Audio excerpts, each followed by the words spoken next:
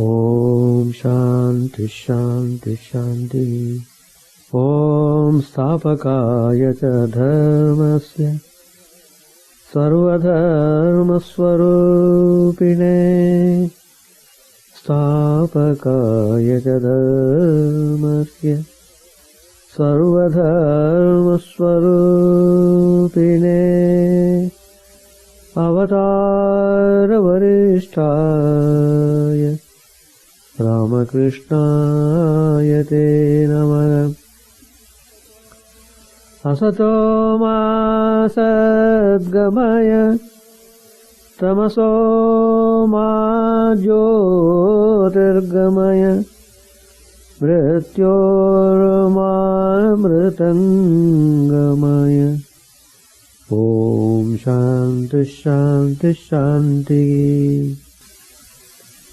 Let us offer our salutations to Sri Ramakrishna, the embodiment of all religions, the Supreme God Incarnate, who came to establish universal religion. Let us pray to Him to lead us from the unreal to the real, to lead us from the darkness of ignorance to the light of knowledge, to lead us from death to immortality. Today's topic I have chosen from the Gospel. Practice is the secret of success. So practice is very important. Without practice, spiritual life is not started at all. So there should not be any laxity when it comes to practice. So everything should go according to well-designed plan. We have to realize the truth in this life. So what are the things to be done? What is the way to follow? Which yoga I have to practice? What are the disciplines? So action part is most important in spiritual life. Every moment of our life should be towards practice, spirituality. So there we stand. So spiritually speaking, we can divide the humanity into two groups. One is mere preachers and the other practitioners. There are lots and lots of preachers all over the world, and they are increasing also day by day. Every next day you find new preachers are coming out. So what do? Their only concern is how to preach, how to give advice, how to counsel, how to caution, and how to sermonize. So they are just interested in that external part of the things to be done. They are not bothered about how much they themselves are willing to or are able to practice what they preach. So their whole energy is focused on preaching only, not on the practice part. They just like to preach. Sometimes I would ask people, what's your profession? They would say, I'm a teacher. What made you to take up that job? I like it. They just like to teach. Same way, people like to preach. People want to get name, fame, position through preaching. So it is a matter of habit with them. Whereas practitioners want to practice what they have understood and are convinced about spirituality. Sri Ramakrishna always would stress importance on the practice part of the spirituality. One must do practice. One must make an effort for cooking. Otherwise, how do you get the food? Simply keeping the materials in the storeroom will not give you food. You have to cook them properly. You have to work. So practice is working for spirituality. So they are not necessarily silent on preaching, but their focus is on practice, on putting into life what they consider spiritually beneficial. As I said earlier, action is most important in spiritual life. So Unless that is done, spiritual life is not started at all, even though we are, in a way, hearing spiritual teachings, etc. So mere preachers are basically theorists. They revel on theorizing. They admire the intellectual intricacies of a theory, but do not, sometimes cannot, care about ways to practice it. A theory illustrates a set standard and lays down the ways and means of materializing it. Preachers feel enchanted by theories and also feel that they must give it to others for their benefit. They like to give without realizing that they too need what they are giving away. All their sincere intentions notwithstanding, preachers do not serve the core purpose of religion in its true sense. They are the proverbial spoon which distributes honey without knowing its sweetness. Religion is not a set of dogmas and beliefs, but a set of practices aimed at transforming humanity from whatever state one decides to take it up. Through these practices or activated principles, the practitioners of religion march ahead in their spiritual journey. Religion without practice has no meaning. A true follower of religion is not the one who simply preaches, but the one who practices. Religion is born of practices. Principles are formulated later. Principles are the guideposts that a traveler leaves behind for others' benefit. Traveling is primary. We are what we practice. We always practice what we deeply believe, not necessarily what we publicly subscribe to. Our practices originate from our beliefs. When we take up an ideal, to begin with it may be just a theory for us, but as we practice and gain insight, our beliefs deepen and get straightened. What is required is the willingness to take pain and undergo all the hardships involved in practicing our beliefs. To the extent we are able to practice our beliefs, so much religious we become. Just that much, not more, not less. Preaching is, however, a noble pursuit. At least a person thinks of a lofty ideal. He speaks of it, but most preachers become insensitive, thanks to self-conceit and mechanical repetitions, to the life-giving message contained in what they preach. Preaching then becomes a business for them. It earns them money, fame, reputation. Having thus been caught in the cycle of applause and rewards, preacher may in time even become skeptical of what he preaches. Like a talking machine, he may just prattle on without end and without really meaning it. Swami Vivekananda points out this grim fact through the following illustration, which forms a part of matter for serious thought, written by him in Bengali. Swamiji writes there, I say, Ramcharan, you have neither education nor the means to set up a trade, nor are you fit for physical labor. Besides, you cannot give up indulging in intoxications, nor do away with your wickedness. Tell me, how do you manage to make your living? Ramcharan said, that's an easy job, sir. I preach unto all. That's how preaching becomes a lucrative business and is abhorred by sincere practitioners of religion. Elsewhere in his writings, Swami Vivekananda further says, I have no fear of talkers of religions. Empty words, devoid of sincere practice, cannot cause any fear to the sincere practitioners of religion. Adi Shankaracharya, the illustrious exponent of Hindu scriptures, who was during the period 8th century AD, in his comprehensive introductory remarks to his commentary on the Bhagavad Gita, says that dharma declines on account of its non-practice, because of preponderance of other desires in the minds of religious people.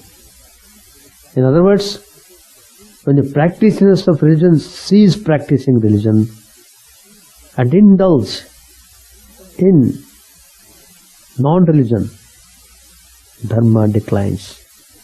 Indeed, a religion declines and takes a downward plunge when the number of its practitioners dwindles.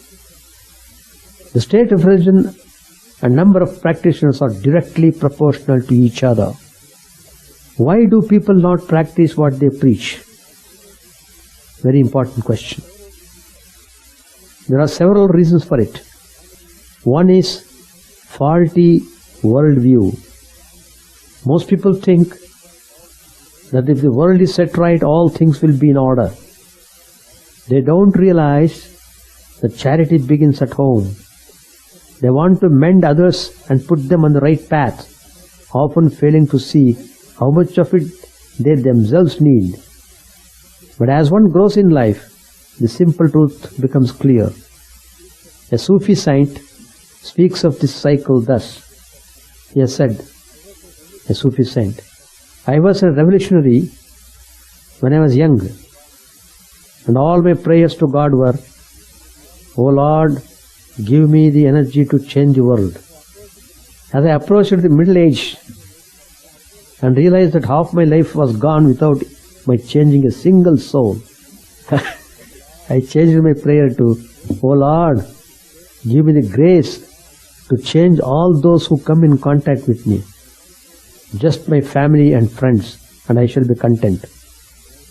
Now that I am old man and my days are numbered, my one prayer is, O Lord, give me the grace to change myself. Very nice. If I had prayed for this right from the start, I should not have wasted my life. But it is easier said than practiced. It requires a lifetime or an equal measure of maturity of understanding to appreciate this truth. Second reason for not practicing what they preach: extrovert mind. A restless mind falls to gauge its own needs and requirements. By definition, a restless mind is running outwards to the objects of the senses.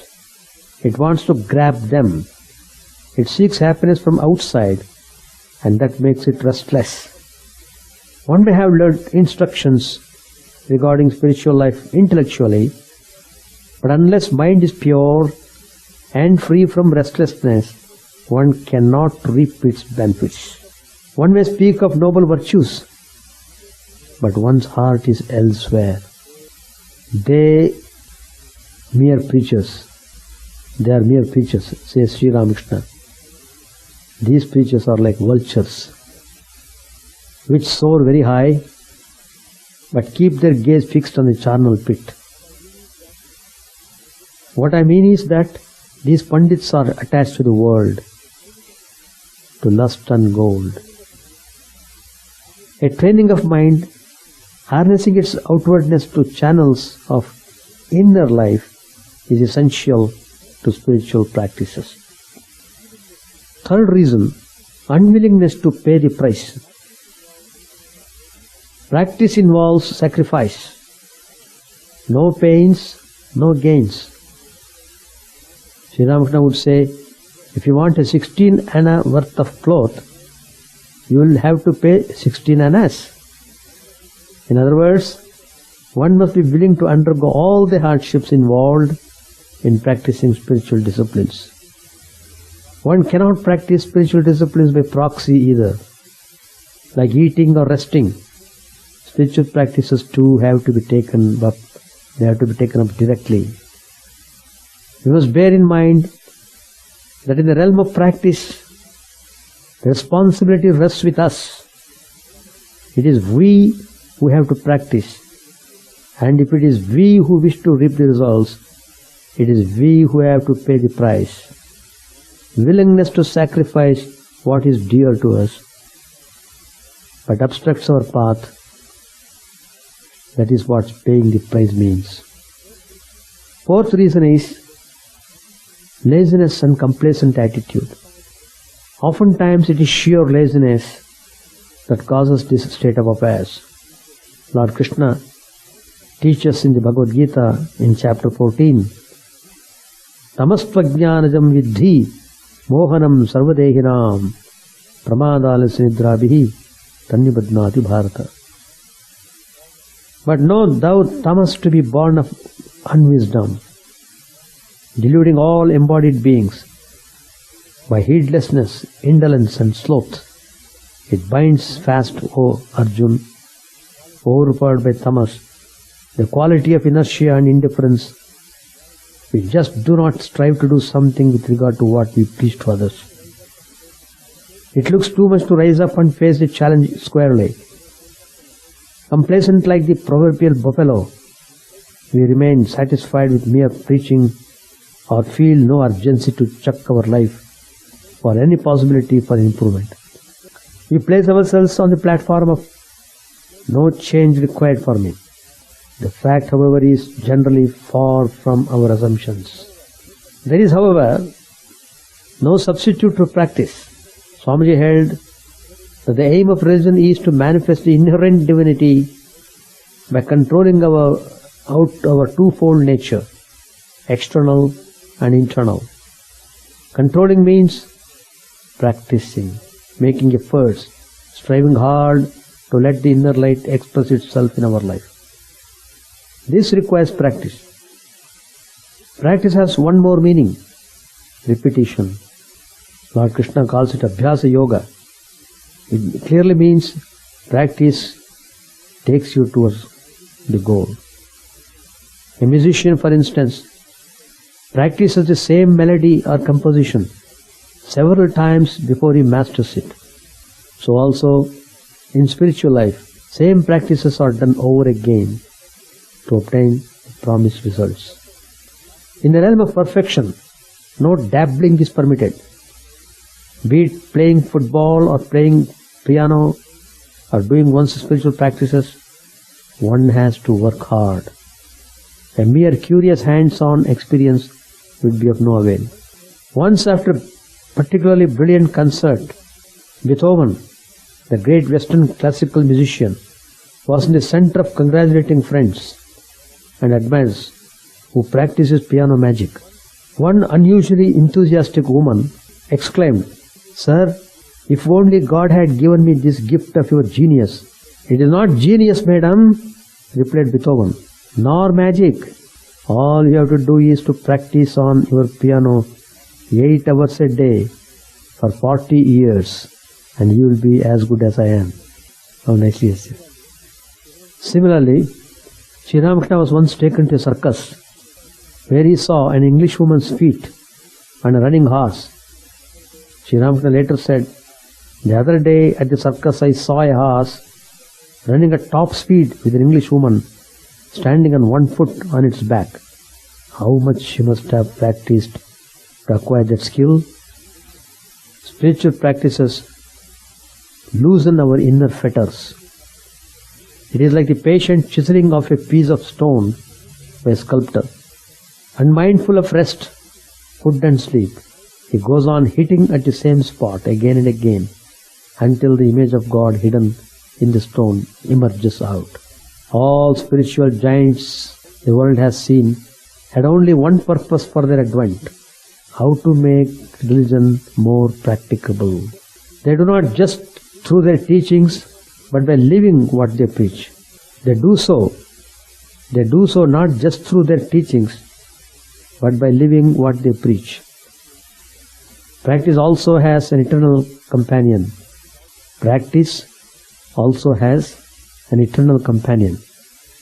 Dispassion.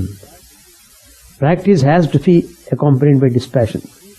Together these twin companions bring success in spiritual life. Practice means doing and dispassion means clearing the obstacles. Practice, when not accompanied by dispassion, becomes ineffective, like rowing an anchored boat. Joined with dispassion, Practice takes ahead the aspirants with speed, safety and surety. Spiritual practice means practicing those techniques and following such a lifestyle as would lead to the purification of mind. Mind becomes pure through practice. One has to practice meditation, practice prayer, practice self-control, practice more discipline. In short, practice is the secret of success. To sum up, practicing spiritual disciplines is what makes us religious, not mere intellectual acceptance of a dogma.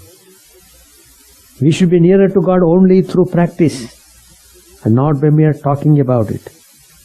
We have to get rid of the false notion of setting others right, calm down the mind, be willing to pay the price for what we want and overcome our laziness and complacency in order to carry on spiritual disciplines.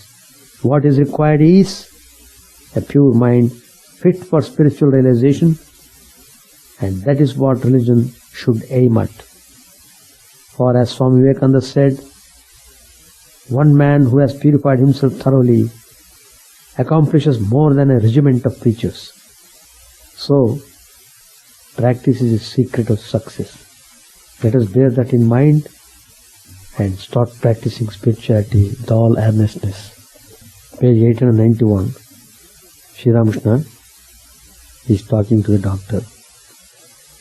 During my boyhood, God manifested Himself in me. I was then 11 years old. One day, while I was walking across a paddy field, I saw something. Later on, I came to know from people that I had become unconscious and my body totally motionless. Since that day, I have been an altogether different man. I began to see another person within me. When I used to conduct the worship in the temple, my hand, instead of going toward the deity, would very often come toward my head, and I would put flowers there. A young man who was then staying with me did not dare approach me. He would say, "I see a light on your face. I am afraid to come very near you. You know I am a fool. I know nothing. Then who is it that says all these things?" I say to the Divine Mother, "O Mother, I am the machine and thou art the operator. I am the house and thou art the indweller. I am the chariot and thou art the charioteer. I do as thou makest me do. I speak as thou makest me speak. I move as thou makest me move. It is not I, it is not I. It is all thou, it is all thou. Here is the glory. We are only her instruments. Once Radha, to prove her chastity, carried on her head a pitcher filled with water. The pitcher had 1,000 holes, but not a drop of water spilled. People began to praise her, saying, "Such a chaste woman the world will never see again." Then Radha said to them, "Why do you praise me? Why do you praise me? Say, glory to Krishna. Hail Krishna, I am only his handmaid." Once in that strange mood of mind, I placed my foot on Vijaya's chest. You know how greatly I respect him. And I placed my foot on his body. What do you say to that? Doctor said, "But you should be careful. But now you should be careful." Master with folded hands, "What can I do? I become completely unconscious in that mood. Then I do not know at all what I am doing." Doctor said, "You should be careful. No use folding your hands now and expressing regret." Master said, "Can I do anything myself in that mood? What do you think of this state? If you think it is a hoax, then I should say that your study of science and all that is hoax. I should say that your study of science and all that is bosh." Doctor said, "Now listen, sir. Would I come to see you so often if I thought it all a hoax? You know that I neglect many other duties in order to come here. I cannot visit my patients, for I spend 6 or 7 hours at a stretch here." Master said, "Once I said to Madhur Babu, 'Don't think that I have achieved my desired end, because you, a rich man, show me respect. It matters very little to me whether you obey me or not. Of course, you must remember that a mere man can do nothing. It is God alone who makes one person obey another. Man is straw and dust before the power of God. Doctor said, do you think I shall obey you because a certain fisherman obeyed you? Alluding to Madhur Babu, who belonged to the low caste of the fishermen. Undoubtedly I show you respect. I show you respect as a man. Master said, do I ask you to show me respect? Girish, does he ask you to show him respect? Doctor said to the master, what are you saying? Do you explain it as the will of God? Master said, what else can it be? What can a man do before the will of God? Arjuna said to Krishna on the battlefield of Kurukshetra, I will not fight. It is impossible for me to kill my own kinsman. Shri Krishna replied, Arjuna, you will have to fight. Your very nature will make you fight. Then Shri Krishna revealed to Arjuna that all the men on the battlefield were already dead. Let us stop here. Any questions? Chant the name of the Lord and His glory unceasingly, that the mirror of the heart may be wiped clean and quench that mighty forest fire, worldly lust raging furiously within. Own name streamed down in moonlight on the lotus heart, opening its cup to knowledge of thyself, O self drowned deep in the waves of His bliss, tasting His nectar at every step, bathing in His name that bath for weary souls. Various are thy names, O Lord, in each and every name thy power resides. No times are set, no rites are needful for chanting of thy name. So vast is thy mercy, how huge then is my wretchedness, who find in this empty life and heart no devotion to thy name. O my mind, be humbler than a blade of grass, be patient and forbearing like a tree.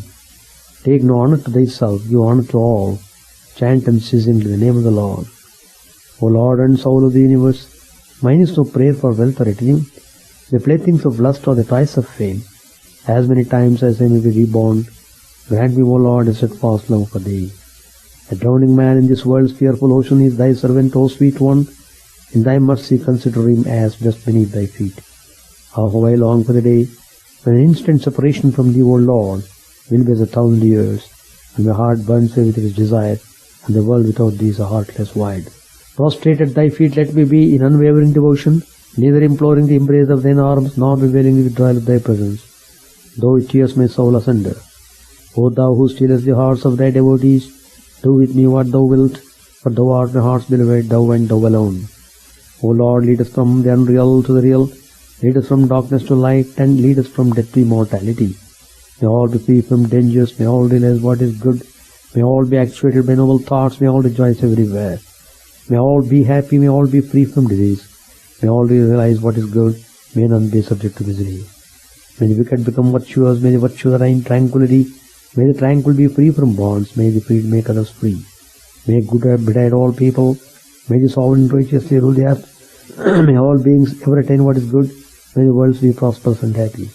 May the clouds pour in time, may the earth be blessed with crops, may all countries be freed from calamity, may holy men live without fear. May the Lord, the destroyer of sins, the presiding deity of all sacred works, be satisfied. For He being pleased, the Holy Universe becomes pleased. He being satisfied, the Holy Universe being satisfied.